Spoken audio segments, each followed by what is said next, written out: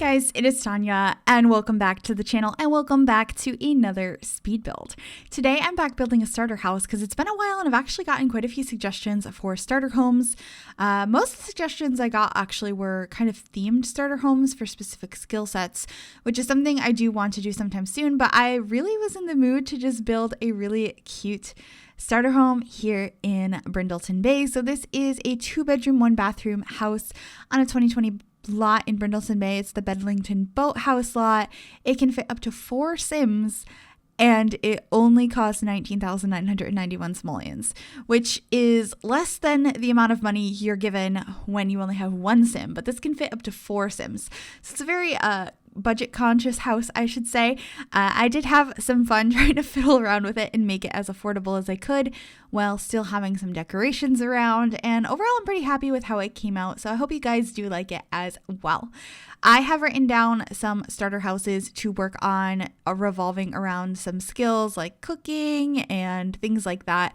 An artist starter house, I feel like I've done that before, but if you guys have any other specific starter home ideas you'd like to see or any other build ideas, of course leave those down below. I always go through the suggestions and quite often make a lot of those happen.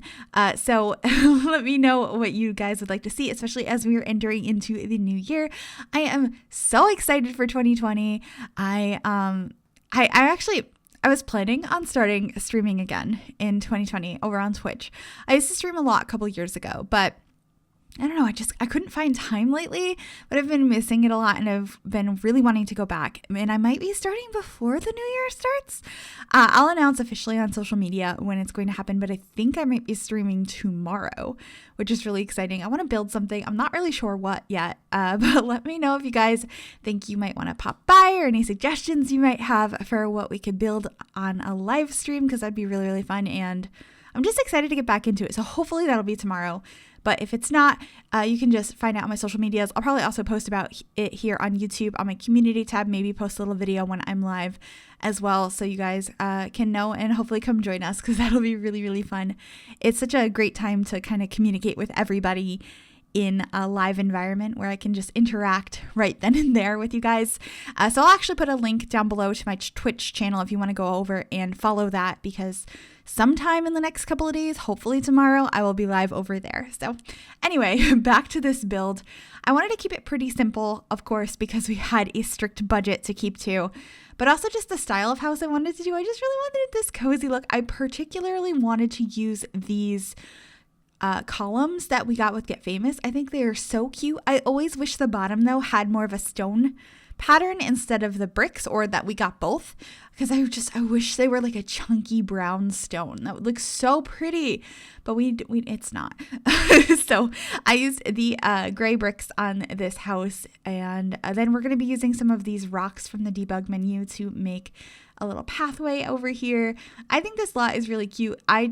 A lot of times have trouble dealing with lots that are not directly connected to a road.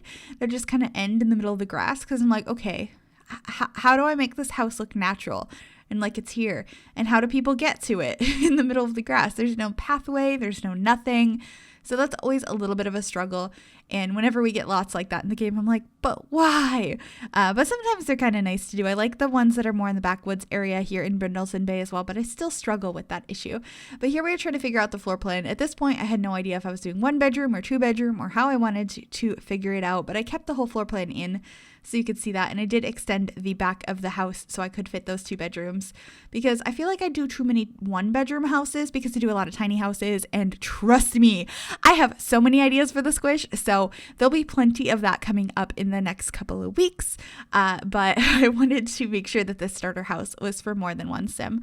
So I was really happy with being able to fit 4. There's only 2 bedrooms, so that 1 bedroom has a double bed and then the other one has 2 single beds.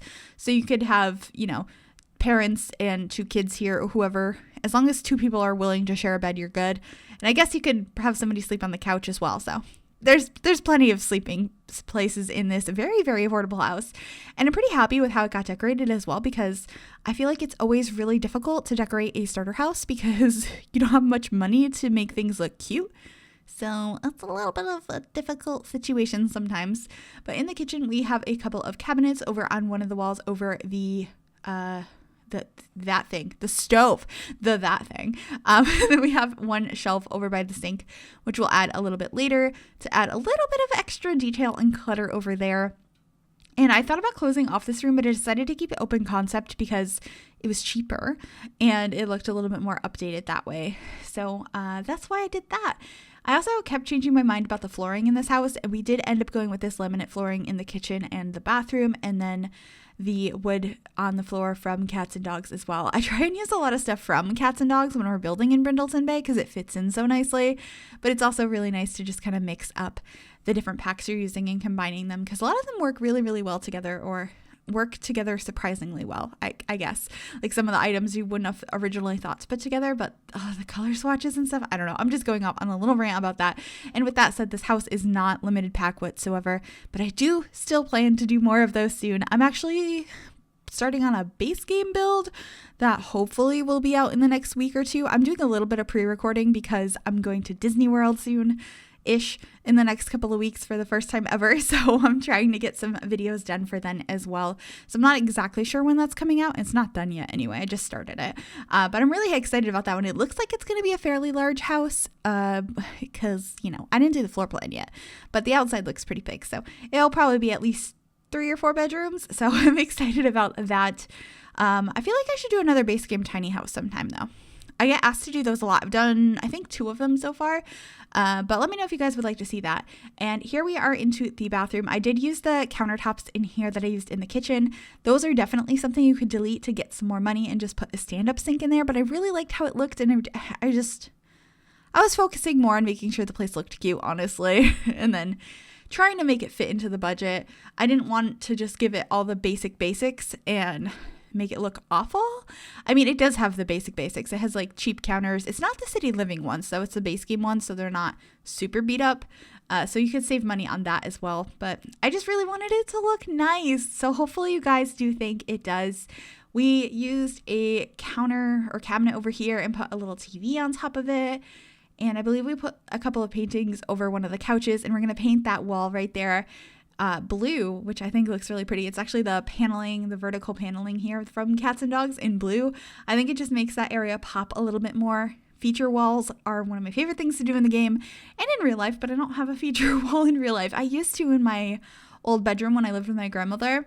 My bedroom was, all the walls were white, except one of them was navy blue, and I loved it so much. And I honestly did that because I had one painting on one wall that was from Doctor Who, so I painted my wall TARDIS blue to match it.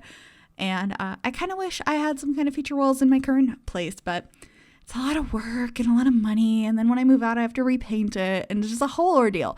But in The Sims, you can just do it whenever, willy-nilly. It's no big deal whatsoever. So in The Sims, I really like adding feature walls, and I did change some of the wood colors over in the living room a little bit later because I realized the dark wood did not make sense with the rest of the house. So I did change the bookcase to, I think, a creamy wood color, the light wood that we're using in the bedrooms. And then the TV stand, I believe we changed to white in the end, but it takes me a little while to get to that. But the bedrooms, I could have gotten cheaper beds in both of them, actually. I'm pretty sure the City Living double bed is cheaper than this one, which is from Base Game. And then there are Base Game ones that are cheaper than the ones I used from Discover University. But I really wanted to use the Discover University ones because I feel like every time I use a Base Game house, a starter house, I use Base Game single beds. So I just really wanted to switch it up a little bit. So there's lots of things you could change to get a little bit more money if you need it. But if you're starting with more than one sim in this house anyway, you'll be fine. It's just if you decide to start in this house with one sim, you're going to have 9 simoleons. But you also wouldn't need 2 bedrooms, so you could just delete the contents out of one of them if you only had one sim in this house. And you could convert that into an office or something. There's so many things you could do with it.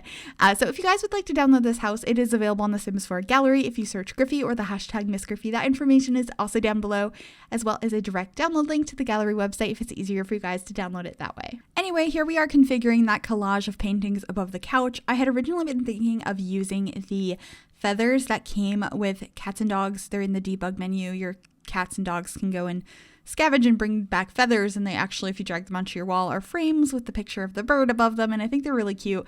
But for some reason, I didn't think they were going to be expensive because they were in debug. Maybe they were going to be free or something. They weren't. So I decided to get rid of those in the end because I was looking for a budget-friendly option to put decorations above the couch. But I used some stuff that wasn't that budget-friendly in the end, but I thought it looked nice, and I just really wanted a starter house that looked nice. So hopefully that was okay. Of course, there are other cheaper options. I just don't like putting posters up in the living rooms unless I intended it to be an apartment or maybe like a younger person's home, like a teenager's home or something where they're living on their own. I feel like the posters make sense. I say that, but like up until I moved into my current apartment, I had giant posters in my living room. So I don't know what I'm talking about. But in The Sims, for some reason, I feel like everything needs to be in a frame if I'm going to hang it up in a part of the house that's not a bedroom. So that's just kind of why I did that the way I did it. But what are we working on now? I feel like we're just trying to figure out how to make things a little bit cheaper. I think we went over budget. Yeah, we're a little over 20,000 at this point. So we're trying to figure out how to get it back to 19,000 something, because even though you would have enough money with 4 Sims to buy this property at 20,000 and change, I wanted it to be under 20,000 so that if you wanted it just to be 1 Sim moving in here, you could. So you're just going to see me fiddle and change things and delete things. And, I think we're adding a little bit more landscaping here at the end as well. And then we're going to be going on into screenshots afterwards. I hope you guys do enjoy this build and enjoy the screenshots as well. Let me know if you guys have any plans for New Year's Eve or New Year's Day and how your holidays were. I'm so excited to share more content with you guys soon. And I think that's pretty much it. We're just going to place a couple more plants and then head on into screenshots. Thank you guys so very, very much for watching. If you like this video, make sure to give it a big thumbs up. You can also subscribe to the channel if you have not already. And if you click that bell, it'll turn on notifications so you'll be notified of every single time I upload a new video. Thank you guys so much for watching, and I will see you all soon. Bye, everybody.